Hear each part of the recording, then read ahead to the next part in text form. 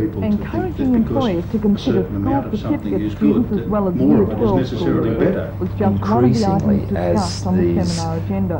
The school gathering was organised by the Newcastle CES to give both but I think students what I'm and the saying is employers that a more realistic view themselves, I think, of what to will expect when increasingly, entering they the might do search for maths an and employee society or a job. and general studies Manager of better, the Newcastle office, knowing that Mr that's Ian meaningless these Sinclair. days. It is very difficult to generalise about employers, as it's difficult to generalise about any group, but there has been a tendency, obviously, in my experience, for employers, particularly of people like apprentices, to be rather over-optimistic about the sorts of school-leaving levels that they can expect of these kids. There seems to be a lack of realisation sometimes that because a kid has done brilliantly at school, he won't necessarily make, say, the best apprentice. A brilliant academic may in fact become bored quickly with fairly mundane work, or he may be aiming for higher things and feel resentful that he hasn't been able to achieve the higher things. So what we're trying to get employers to do is to bring them to a realistic expectation of the sorts of school leaver levels that they might be looking at.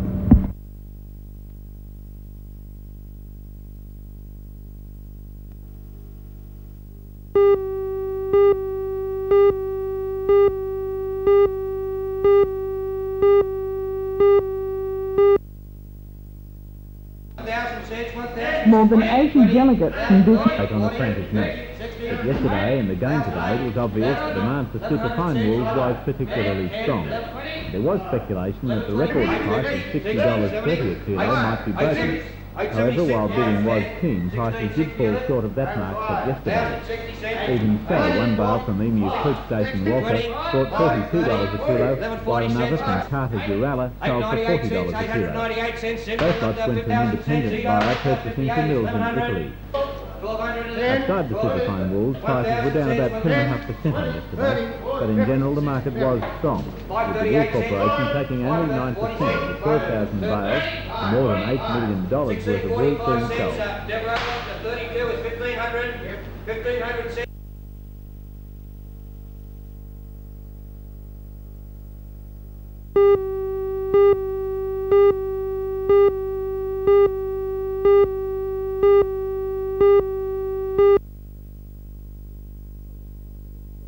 Well, the standard is getting higher and higher in veteran tennis.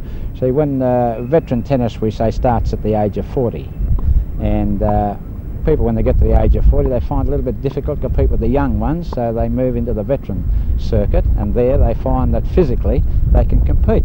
Sure. On a physical basis, you know, and if they have that extra little bit of ability, well, it shows out. Certainly does. How many people would you have here involved in this particular tournament? Oh, I think there'd be about 130 odd. Both in men and women's? Yeah, yeah. And a knockout tournament that goes over the next 2 days and works its way to a final culmination. And you're the favourite, I suppose, eh? Yeah, I'd say I'd be a little bit favourite to win my event. What age do people go up to when they eventually say they've had enough? There are events up to 70 in Australia. And we have some players in this tournament, I believe, at the other side of 70. Yes, Johnny Pryor is 73 years of age, and last year Johnny competed in the Crawford Cup, which is an international teams event for 70 and over. Next January we'll have our Australasian Veteran Championships, which will be played in Hobart.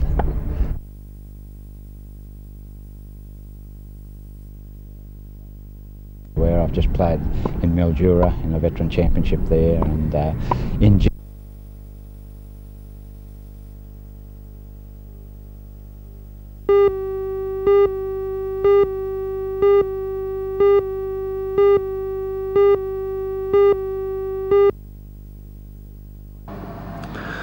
I do hope, however, that we will achieve at least meaningful discussion towards the injection of more funds into Maitland Hospital, towards equipment, towards renovations of wards and departments,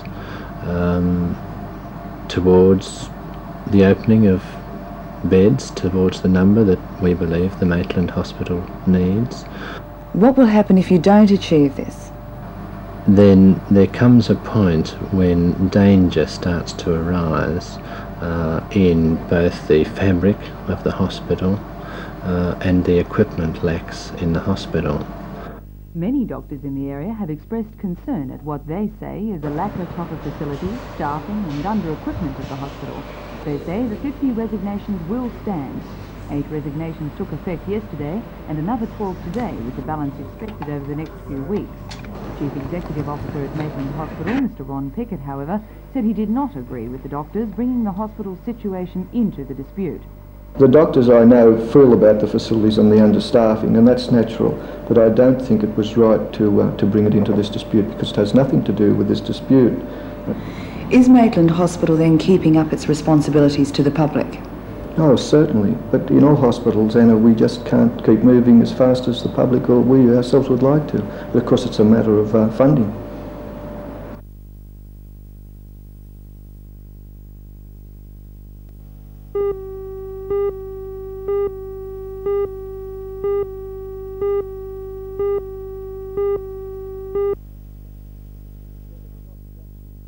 Jeff, it's not just a sport where you get on a group or set of weights and do exercises. It's a sport of dieting and thinking about what you're doing rather than just producing all brawn and no brains. Would I be right? Oh, you're exactly right. I'm glad to hear someone come out with that instead of the usual, you know, all brawn, no brain type thing. Yeah, bodybuilding is something, first of all, something anyone can do. It's not, when people think bodybuilding, they think muscles, weights. Bodybuilding is more or less what I call a healthy, clean living lifestyle. It's learning to take care of your body, learning about your body, learning to eat right, keeping your cardiovascular fitness in shape, keeping your muscular strength, endurance, the whole deal. So it's something that's a well-rounded type of like I said, lifestyle, which just keeps you healthy and fit. The only thing with bodybuilding, like you said, is something you have to think about. It's nothing you can just go and do. You have to, it's something where you have to learn what works for you. You have to learn physiology of exercise. And so again, also the discipline and diet. It's nothing that you can do for 3 months out of the year and then lay off. Right. You don't do it, you lose it. And, yeah, sure. Jeff, you've had an all-round education as well as physically. You've also got an honours degree within the college too, so it's not the sort of thing that you've just gone off and done. You've had a rounded education as well as your sport. Right, right. Well, the bodybuilding, even now, even though I'm getting to travel a little bit, and I guess you could call it more or less a little bit of, I guess, my career right now, so athletic career, it's still a hobby to me, and I'll never depend really on my body for my living, because your body can, you know, it's only good for so long, and we all age, there's nothing to do about it. But the mind, you can exercise it, but the thing is, your education, you can always mark it, no matter how decrepit your body gets, as long as you keep the mind sharp, and, you know, knowledge is always worth something, so... Certainly, no load to carry. That's it. And Jeff, from that, I can assume, can I, that you won't turn professional in this sport of bodybuilding? I'll definitely turn professional.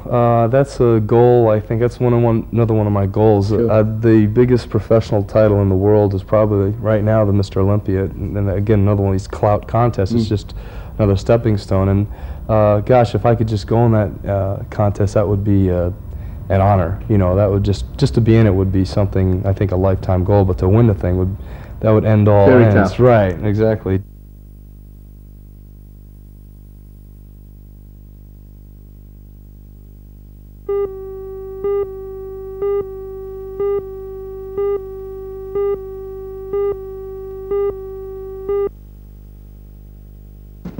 The opening ceremony at the Newcastle Athletic Field commenced with a march past by the Newcastle Police Boys Band. For more than 300 competitors, 8 years old and upwards, from throughout the state, plus London and Queensland, it was obviously an exciting occasion.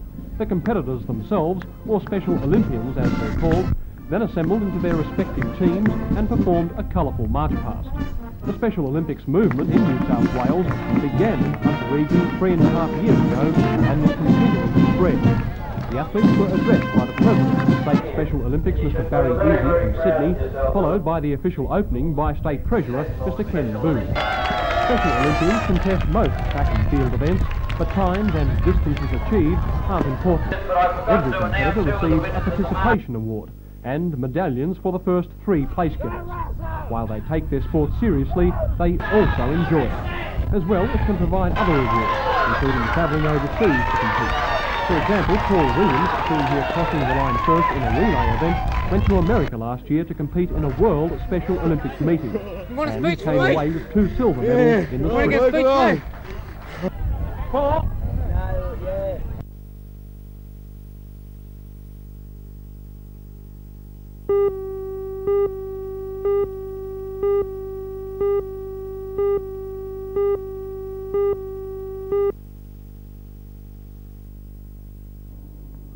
The club's new entryway and sun deck have been added to make the main function rooms more accessible from the car park downstairs. Together with the new commercial kitchen, the club hopes this will make the hall more economically viable.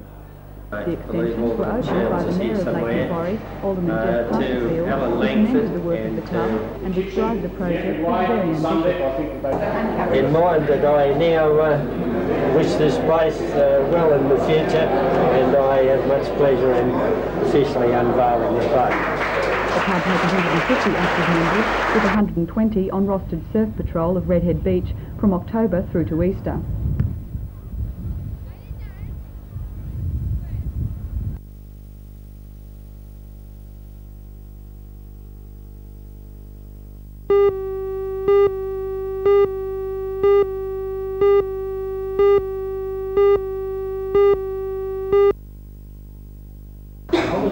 More than 80 delegates from business, community and government organisations attended the summit. Cooperation with the word of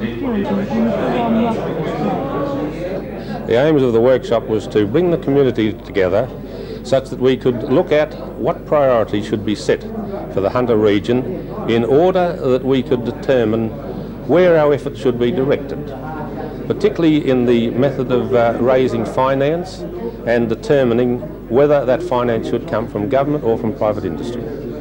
On this occasion, in reorganising, because it was a workshop, and urged them to stabilise as well as improve their competitiveness through commitment to cooperative effort and a package of reform. It also called on the government to review its chances on the coal industry, to develop tourism investment in the region to attract government departments and to complete the diverse Newcastle Rail. Today's summit workshop is just one of a number planned for next year.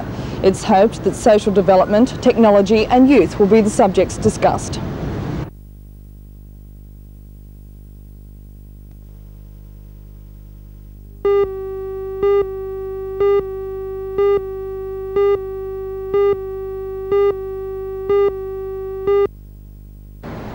The latest donation came from the Elcom-Newcom Combined Mining Union. The impressive $10,400 cheque was raised by each miner donating $5 towards the Combined Mining Union merger for the big one through a bales company. Associated mines chipping in. The cheque was presented to Westpac An area I like, and the response of Elcom. $500,000. At the moment, the rescue service is conducting a cost analysis on the running of the leasing contract. So at the end of the 12 months, it can decide whether it would be better to continue leasing a helicopter or to buy a machine to ensure the Hunter will retain its rescue service.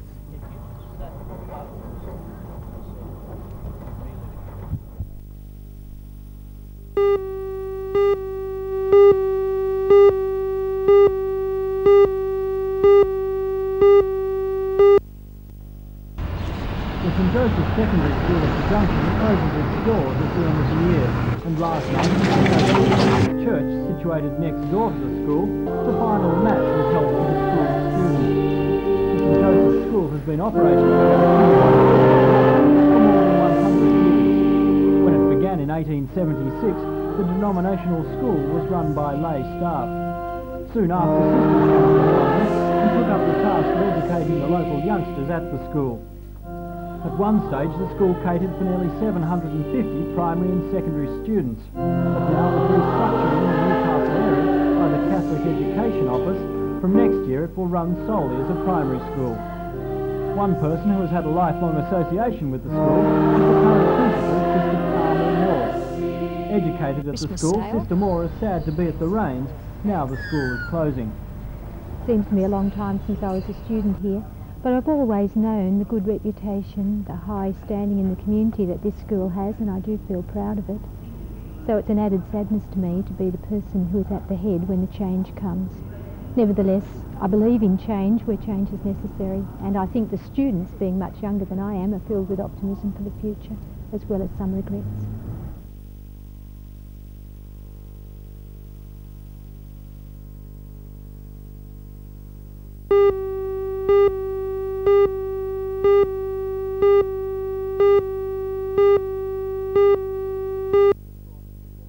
Ernie, briefly, could you describe the three rifles you've got here? Yeah, this is a British Enfield, 1853. It's an American rifle, about 1870. It's a slug rifle. And this is a round ball rifle used in the 18th century. Ernie, could you give us a brief demonstration how you load this particular rifle? Yeah, we've got to put the powder in it out of the flask. We're shaking them out into it. Shake it so it all comes out. There's your bullet goes in. What are you doing now there? Let's drop the bullet in out of the ram rod. Ram it onto the powder, not very hard, just a firm pressure on it. Put it back on the side of the rifle. Way to go. Ernie, it's a fairly unusual sport. What made you become so heavily involved in it? Oh, I just bought the gun for its good looks originally, and I got tangled up with a shooting up at the range and up at Seaham. Seaham. Now, after 3 years, you're a Victorian state champion and probably one of the best in Australia in muzzle load shooting. Yes, well, I did win the shed down there, and pretty proud to win it too. Those rifles look pretty expensive, and along with the ammunition, is it fairly costly, the sport? Oh, the rifles are costly, but the bullets, we make them ourselves. And do you make them yourselves? Yeah. Is that sort of the story across the board for muzzle loaders, improvising? Yeah, that's what we that's part of our game. Like, we like to make our own, build our own bullets. And is the competition across Australia in muzzle load competitive shooting fierce? Oh yeah, it's pretty good, pretty fierce. I suppose the comradeship's got a lot to do with it, but what is the actual competitive nature of it itself? What do you fire at? Oh, a black target, you know, small bore targets they are. They're a black dot, I suppose, about 8 inches across them. Open range? Open range. And in the different categories you shoot off in a limited time? Half hour mainly.